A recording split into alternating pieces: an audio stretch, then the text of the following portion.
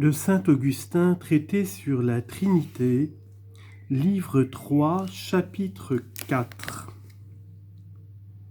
Empire souverain de Dieu sur toute créature.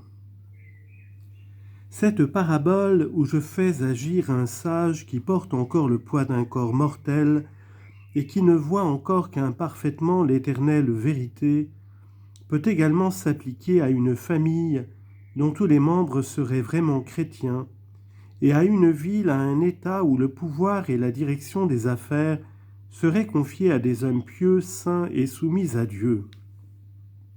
Mais une si belle organisation ne se rencontre point ici-bas, car sur cette terre d'exil, nous sommes soumis à l'épreuve et à la mort, et nous devons, par la patience et la douceur, vaincre le mal et surmonter l'affliction.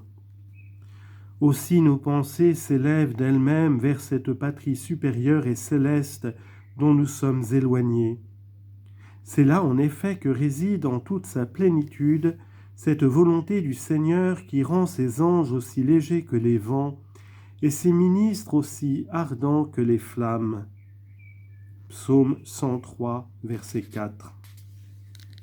Unis entre eux par les liens intimes de la paix et de la charité, ces esprits célestes n'ont qu'une seule et même volonté, en sorte que le feu de l'amour divin transforme leur cœur en un seul cœur.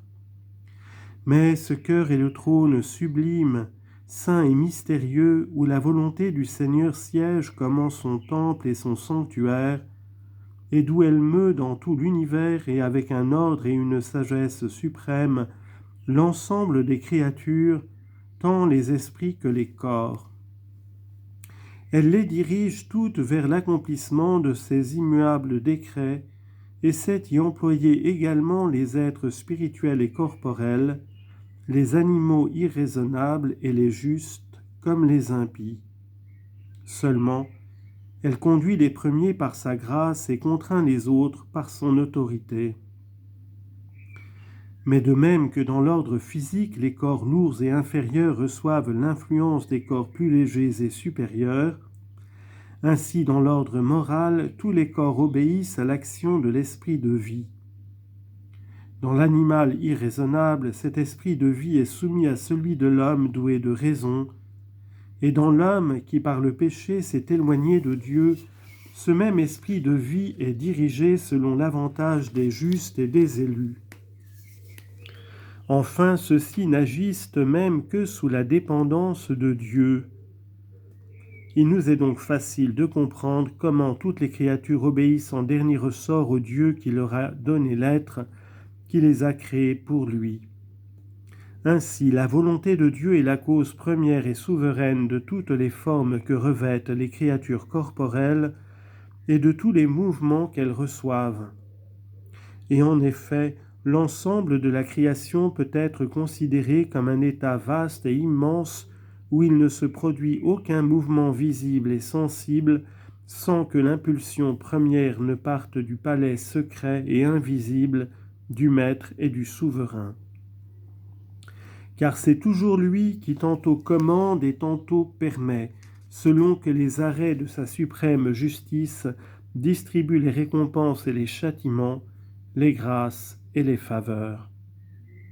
L'apôtre saint Paul, courbé sous le poids d'un corps qui se corrompt et appesantit l'âme, ne voyait encore l'éternelle vérité qu'en partie et comme sous des images obscures.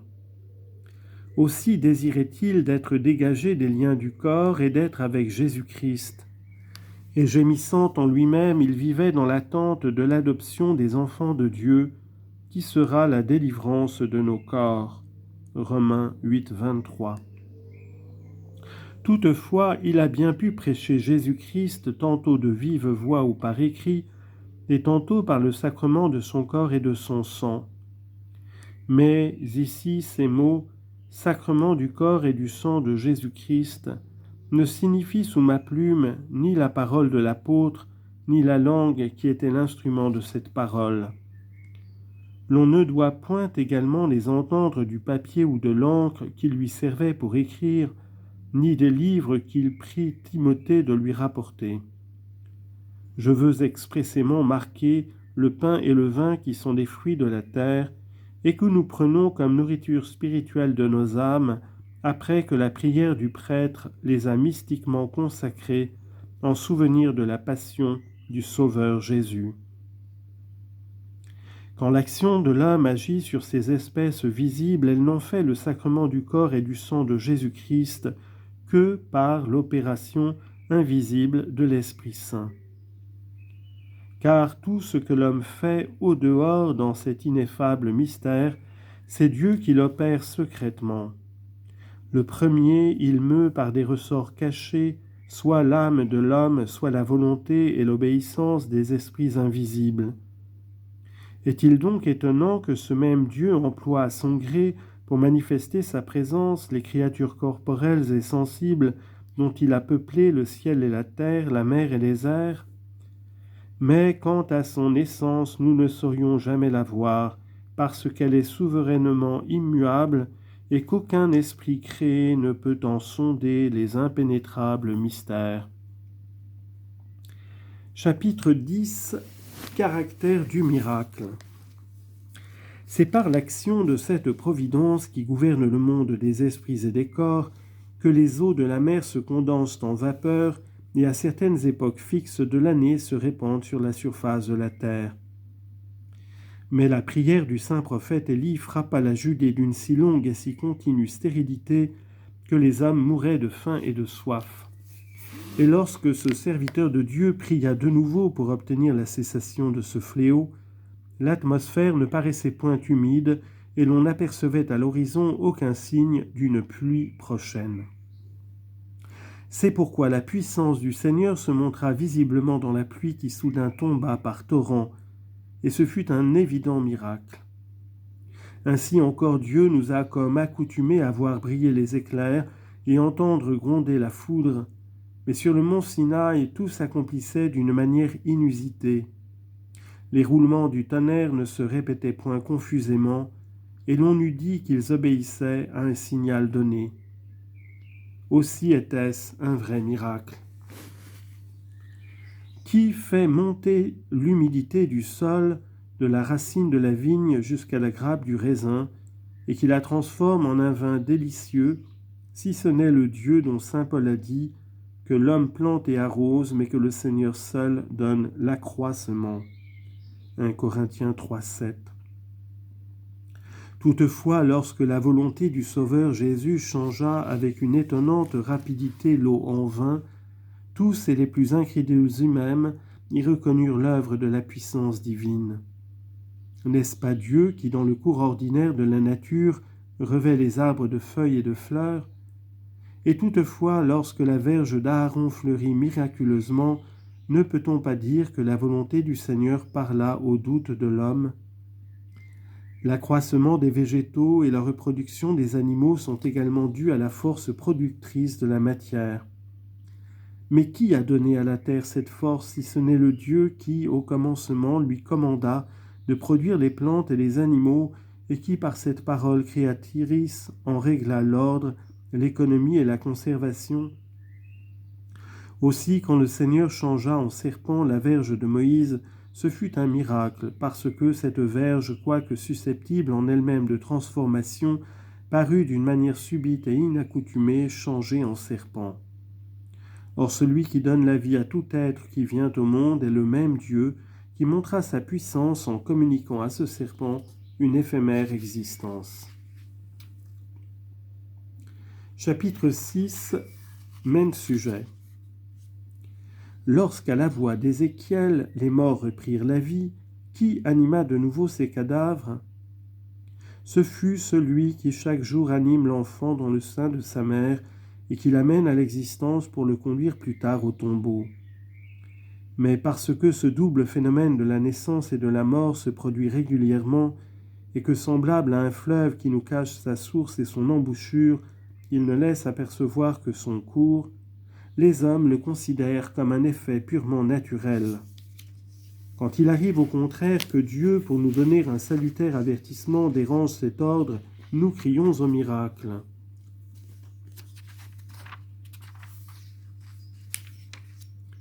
Chapitre 7. Le miracle et la magie.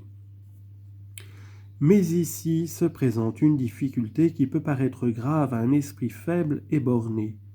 Pourquoi l'art de la magie reproduit-il ces mêmes miracles ?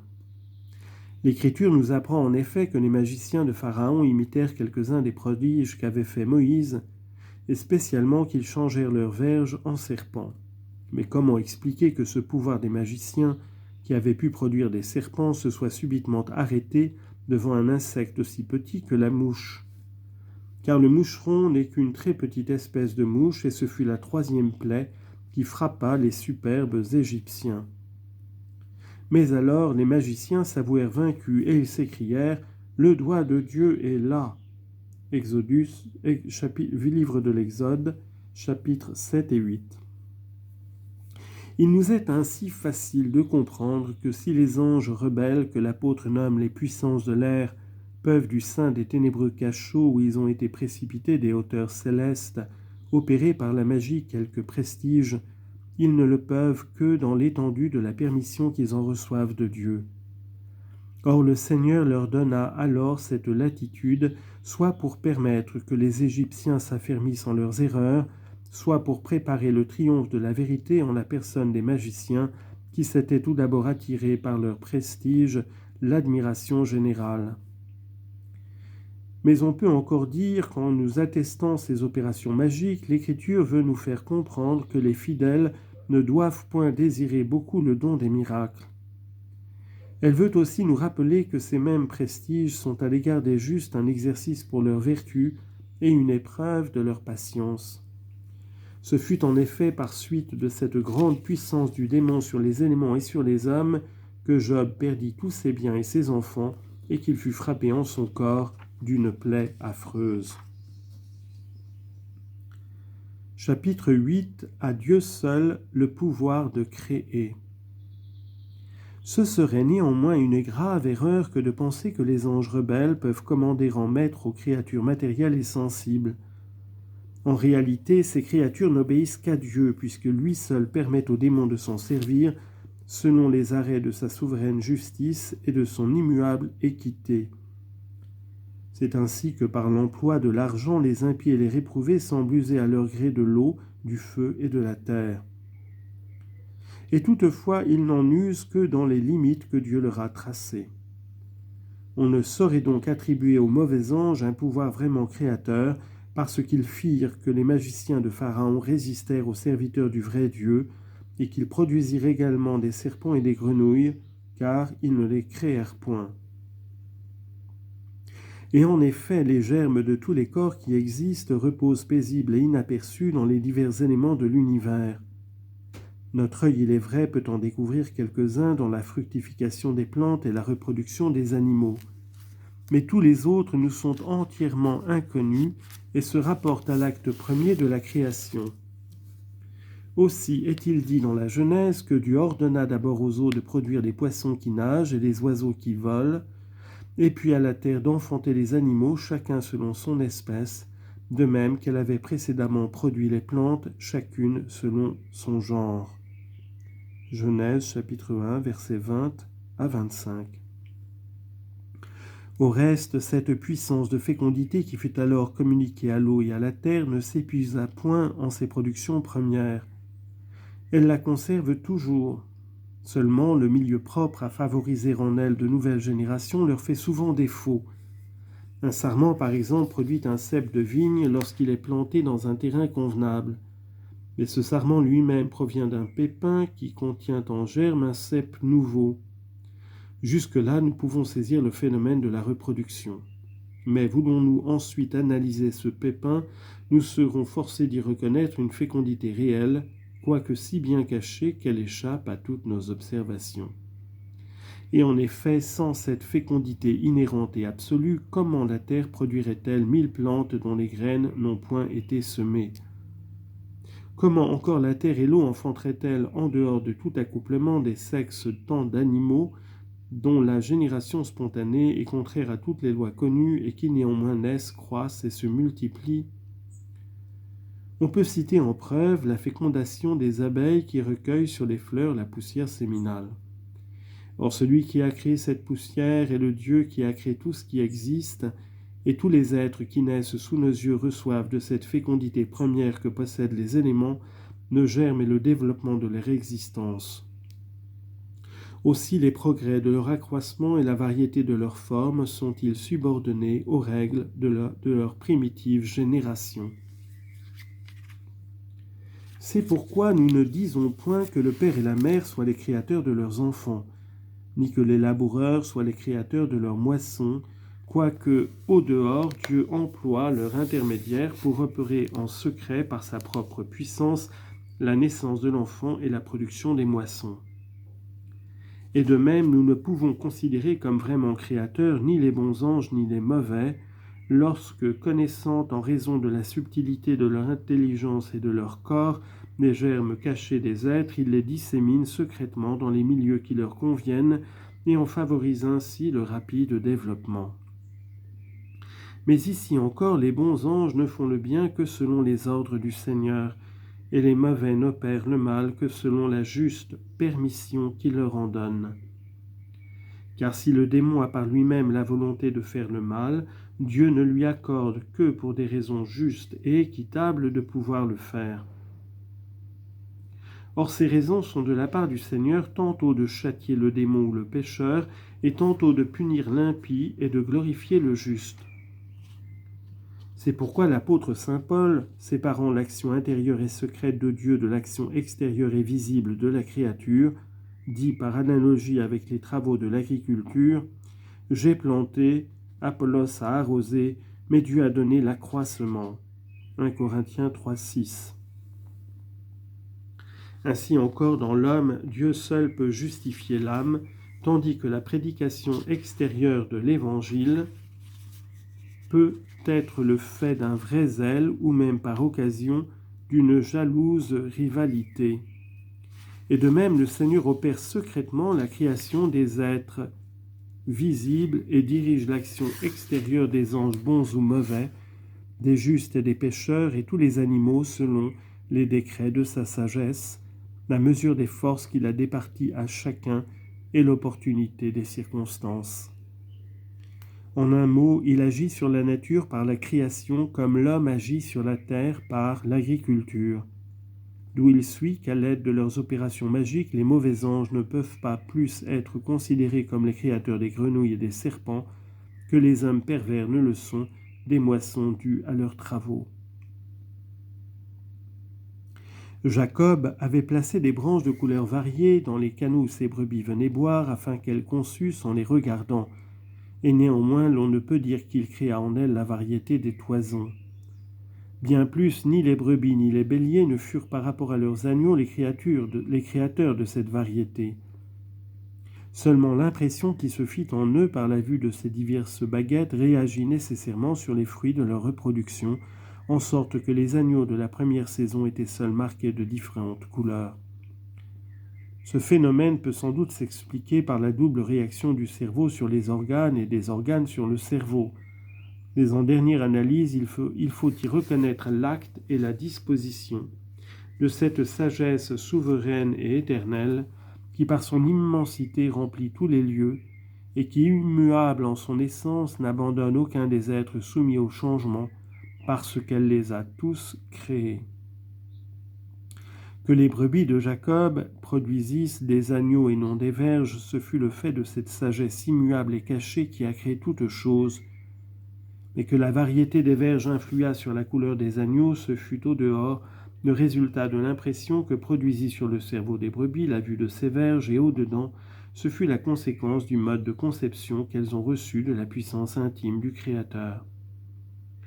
Au reste, il serait trop long et peu nécessaire d'expliquer ici comment, dans la mère, les sensations du cerveau modifient la forme du fœtus, et il suffit de dire qu'on ne saurait affirmer qu'elle crée le corps de son enfant. Et en effet, l'origine première de tout être sensible et corporel, non moins que le mode, la raison et la disposition qui le tirent du néant, et le revêtent de tel caractère plutôt que de tel autre, dérive de l'être suprême qui est par essence la vie intelligente et incommunicable. Cet être premier et souverain domine tous les êtres et il les soumet tous, même les plus petits et les plus obscurs, à l'action de ses lois. Je n'ai donc rappelé le fait des troupeaux de Jacob que pour avoir occasion de dire que malgré l'industrie avec laquelle il disposa ses baguettes, il ne fut point à l'égard des agneaux ni des chevreaux, le créateur des variétés de leur toison. On ne peut non plus le dire des mères qui agirent seulement selon les lois de la nature en maculant leurs fruits des tâches dont leurs yeux avaient été constamment frappés. Mais surtout, nous sommes bien moins encore autorisés à soutenir que les mauvais anges créèrent les serpents et les grenouilles que firent paraître les magiciens de Pharaon. Chapitre 9. Toutes les causes ont leur principe en Dieu. Et en effet, autre est le pouvoir de créer et de régir une créature quelconque comme cause première et efficace de toute existence. Or, ce pouvoir n'appartient qu'au Dieu qui a créé toutes choses, et autre est la faculté d'agir au dehors dans la limite des forces et des moyens qu'il nous donne, en sorte que nous fassions à notre gré paraître ou disparaître cet être que le Seigneur aura créé, et que nous en changions la forme et les qualités. Et en effet, cet être existe originairement et primitivement dans l'ensemble des éléments, et il lui suffit de rencontrer un milieu favorable pour qu'il se produise soudain.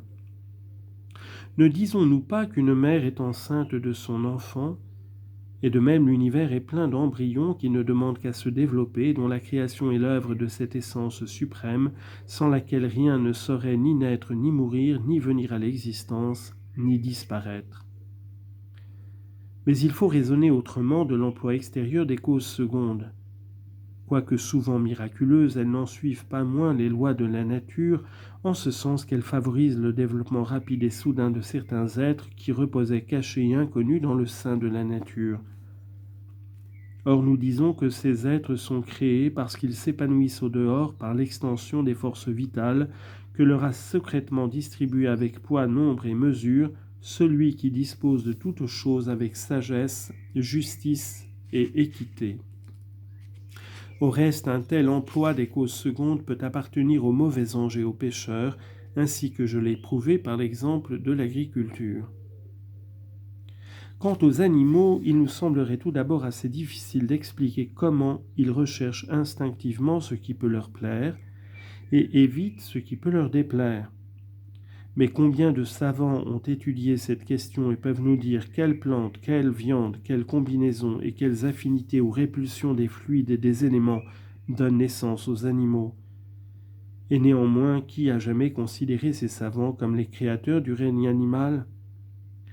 Au reste, si l'homme même le plus impie peut expliquer la formation des vers et des mouches, est-il étonnant que les mauvais anges aient connu en raison de la subtilité de leur esprit en quel lieu et en quels éléments reposaient les embryons des grenouilles et des serpents.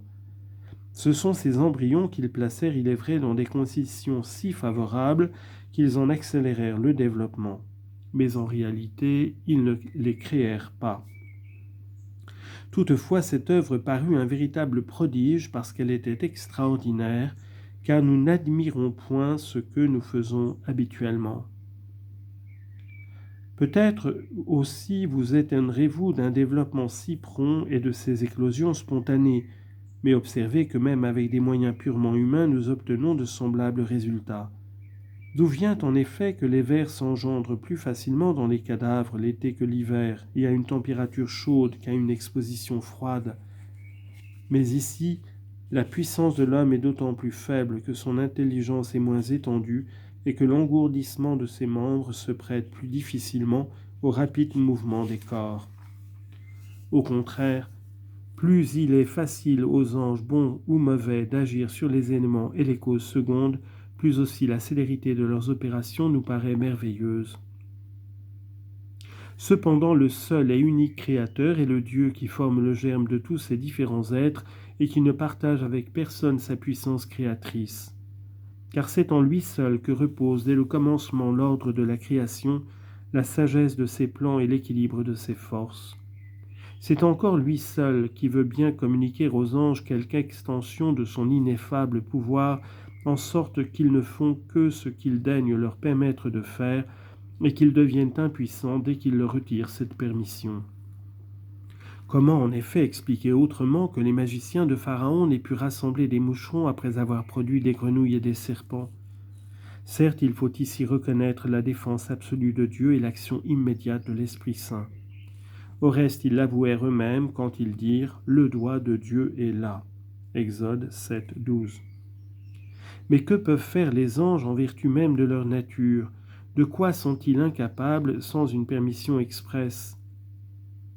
Et quelles opérations sont incompatibles avec leur condition d'être spirituel? Ce sont autant de questions qu'il est impossible à l'homme de résoudre, à moins qu'il n'ait reçu de Dieu ce don spécial que l'apôtre nomme le discernement des esprits. 1 Corinthiens 12, 10. Nous savons en effet que l'homme possède la faculté de marcher et qu'on peut lui en ôter l'exercice, mais nous n'ignorons point qu'il ne pourrait voler, quand même on lui en donnerait la permission. Et de même les anges inférieurs peuvent faire certaines choses si Dieu le leur permet par l'intermédiaire des anges supérieurs, et ils ne peuvent en faire quelques autres, même avec l'autorisation de ceux-ci, parce que le Seigneur a voulu limiter l'exercice de leur puissance. C'est que souvent il ne permet pas aux esprits angéliques de faire tout ce qui serait dans le droit et les attributions de leur nature. Au reste, nous devons reconnaître l'action des anges dans les divers phénomènes qui accompagnent ordinairement le cours des saisons et l'ordre de la nature. Tels sont le lever et le coucher des astres, la naissance et la mort des hommes et des animaux, la reproduction si variée des plantes et des arbres, les nuées et les nuages, la neige et la pluie, la foudre et le tonnerre, les éclairs et la grêle, le vent et le feu, le froid et l'eau chaude. Tels sont encore quelques autres phénomènes qui ne se montrent que plus rarement, comme les éclipses, comètes, tremblements de terre et la naissance des monstres et autres prodiges de ce genre. J'observe néanmoins que la cause première et souveraine de tous ces phénomènes est la volonté de Dieu. Aussi le psalmiste, après en avoir énuméré plusieurs, le feu, la grêle, la neige, la gelée et le souffle des tempêtes, a-t-il soin d'ajouter qu'ils obéissent à la parole du Seigneur. Psaume 148, verset 8. Il prévient ainsi l'erreur de ceux qui, en dehors de la volonté divine, les attribueraient soit au hasard, soit à des causes purement physiques, ou même à l'action unique des anges.